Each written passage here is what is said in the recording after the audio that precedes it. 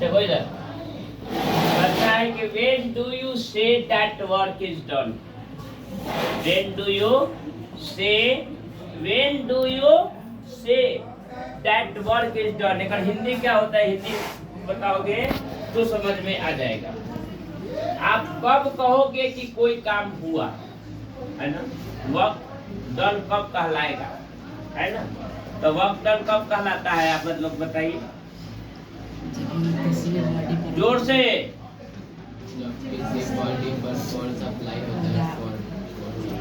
जब किसी बॉडी पर फोर्स अप्लाई होता है और वह बॉडी जो है डिस्प्लेस होता है ना, in the direction of force या अपोजिट डायरेक्शन ऑफ फोर्स, है ना, तब वह वर्क डन होता है, नहीं तो वर्क डन नहीं कहलाता है। वर्क डन क्या होता है, जीरो होता है।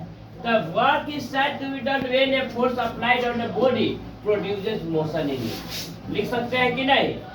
वर्क डन तभी कहलाएगा जब वस्तु पर लगाया गया बल जो है किसी वस्तु में क्या लाता है, मोशन लाता है, गति लाता है ना? किसी वस्तु के में मोशन लाता है, गति लाता है, तब वह वस्तु वर्क डन कहलाएगा। इसमें भी है कि वर्क डन कब कहलाएगा भैया, अगर वस्तु घूम घाम करके उसी जगह पर आ गई, डिस्प्लेसमेंट जीरो हो गया, तो वस्तु का वर्क डन नहीं कहलाएगा। फिजिक्स में हम बताए थे कि तुम्हारे पापा दिन भर काम करते हैं लेकिन आ जाते हैं फिर उसी बिछौना पर, तो समझो कि फिजिक्स के अनुसार वर्क डन नहीं है। हमने बताया था कि पिच पर लादा हुआ है, अगर 90 डिग्री पर है वहाँ पर वर्क डन जीरो हो रहा है, तो समझेंगे कि वर्क डन नहीं हुआ। भले कूली जो है काम कर रहा है, कूली कुछ भी कर रहा है, फिजिक्स के अनुसार वर्क डन तभी होता है जब आप वस्तु पर लगाया गया अप्लाइड फोर्स जो होता है, वह अप्लाइड फोर्स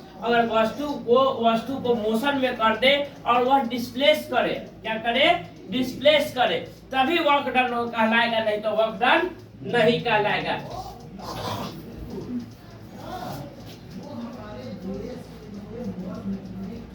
समझ में आया?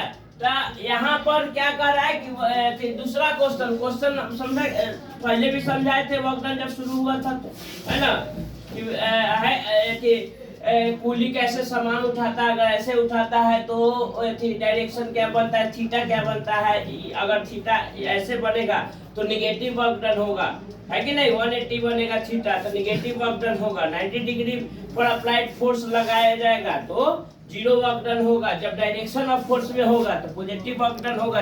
समझ में आया कि नहीं आया? तो यहाँ पर ये वर्क डन का मतलब आप समझ चुके हैं पूरा, केवल डिफिनेशन लिखना था। Question number 53, when do you say that work is done? हम किसी वस्तु का वर्क डन कब कह सकते हैं? तो when work is said to be done when a force applied on it, the body produces motion in it. जब वस्तु को लगाया गया बल वस्तु को गति में ला देता है, ठीक है? या ऐसे भी लिख सकते हैं कि work is said to be done when a force applied on a body and body displaced at the certain place, है कि नहीं? वस्तु जो है डिस्प्लेस होता है कुछ दूरी पर या सर्टेन प्लेस पर डिस्प्लेस होता है तो वह वर्क डन कहलाएगा। लेकिन बॉडी पर डिस्प्लेस नहीं होता है तो वर्क डन नहीं कहलाएगा। दूसरा क्वेश्चन कहता है how much work is done. अब कहता है देखिए दूसरा, right the formula of the work done bye a body in a moving up against gravity. देखिए यहाँ पर वर्क डन क्या कह रहा है कि कहता है कि राइट द फॉर्मूला लिखना है। कैसे formula? The work done by a body, वस्तु के द्वारा जो वर्क डन किया जा रहा है वह वर्क डन जो मोशन आ रहा है वह ऊपर की ओर जा रहा है, ऊपर की ओर जा रहा था। हम क्या बताए थे कि energy equal to work done equal to energy होता है ना। लेकिन वर्क डन का फॉर्मूला हम क्या लिख सकते हैं? Potential energy equal to work done, kinetic energy equal to work done, होता है कि नहीं? बताए थे कि नहीं कि कैसे होता है। लेकिन जब वस्तु मोशन में ऊपर की ओर जा रहा है तो भैया जब हम वस्तु को धीरे धीरे मोशन में ऊपर की ओर ले जाते हैं तो कौन सा एनर्जी अप्लाइड होता है? तो यहाँ पर क्या हो जाएगा? Potential energy equal to work done हो जाएगा। होगा कि नहीं होगा? Potential energy equal to work done होगा। तो यहाँ पर वर्क डन क्या लगेगा, एफ एस कॉस थीटा लगेगा, उससे भी निकाला जा सकता है, ऐसा बात नहीं है। लेकिन हम डायरेक्ट लिख सकते हैं potential energy, potential energy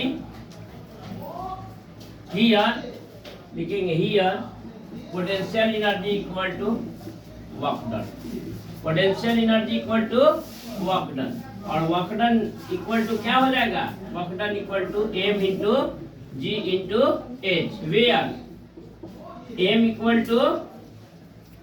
equal to mass of body, जल्दी बोलिए, जल्दी जोर से बोलिए, G equal to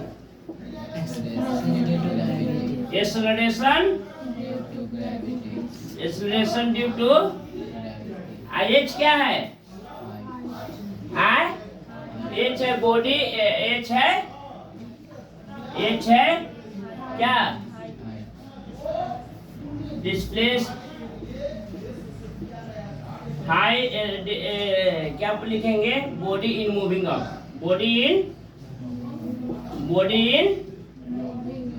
moving up. पहला क्वेश्चन इसमें से ए बन गया, क्या करता है, अगेंस्ट ग्रेविटी। दूसरा, give the meaning of etch sample, give the meaning of etch sample, MGH का पूरा मीनिंग निकल गया। पहला क्वेश्चन क्या कहता था कि work done by a moving against gravity, work done क्या होगा, उसका फार्मूला लिखना है। कहता है कि give the meaning of each symbols, और उसका सैम्बल्स का जो सैम्बल्स में जो भी दिया हुआ है सैम्बल्स, उसका मीनिंग लिखना है कि m बराबर क्या होगा, g बराबर क्या होगा, h बराबर क्या होगा। भैया 50 बार लिखे हैं आप, हैं। फिर दूसरा कहता है कि how much work is done when a force is 2 Newton, कहता है कि 2 न्यूटन का बल लगाए हैं, है ना। दूसरा बी में moves a body to a distance of 10 centimetre in the direction, लेकिन कह रहा है कि डायरेक्शन ऑफ फोर्स है, उसी दिशा में बल लगाया जा रहा है जिस दिशा में वस्तु मूवमेंट कर रहा है ना। तो डायरेक्शन ऑफ फोर्स उसी दिशा में लगाया जा रहा है, तो वस्तु जो मूवमेंट कर रहा है तो मूवमेंट करेगा तो इस दिशा में करेगा, है कि नहीं। तो क्या होगा, कहता है कि हाउ मच फोर्स कितना दिया हुआ है, 2 न्यूटन दिया हुआ है, body to distance of 10 centimetre, distance या डिस्प्लेसमेंट कितना दिया हुआ है, s, distance s equal to 10 centimetre. इसको मीटर में चेंज करेंगे, 100 सेंटीमीटर बराबर क्या होता है, पहले तो बड़ा में दिया हुआ है, न्यूटन में दिया हुआ, इसको क्या 100 सेंटीमीटर इक्वल टू क्या होगा, 1 मीटर होता है। इसलिए 10 सेंटीमीटर बराबर क्या होगा, 10/100 होगा, 1/10 बराबर 0.1 cm, 0.1 मीटर होगा। समझ में आया कि नहीं आया। दूसरा फॉर्मूला लगाएंगे, थीटा कितना बनेगा, थीटा इज मेड, कितना बनेगा थीटा, थीटा 90 डिग्री बनेगा।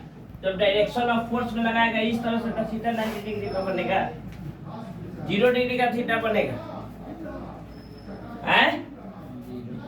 क्या बनेगा, cos 0 बराबर क्या होता है, तो यहाँ पर क्या होगा, theta is made equal to 0 degree.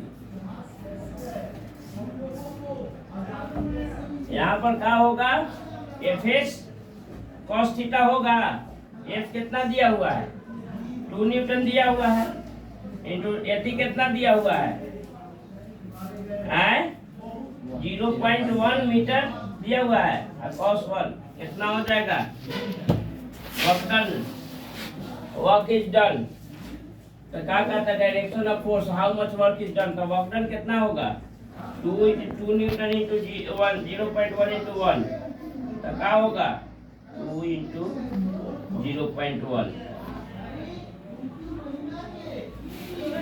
2 क्या हो जाएगा भाई, 10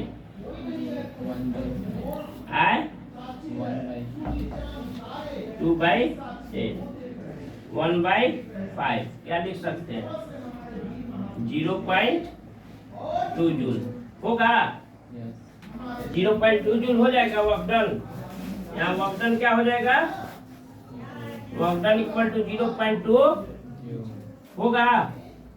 कोई दिक्कत? कोई दिक्कत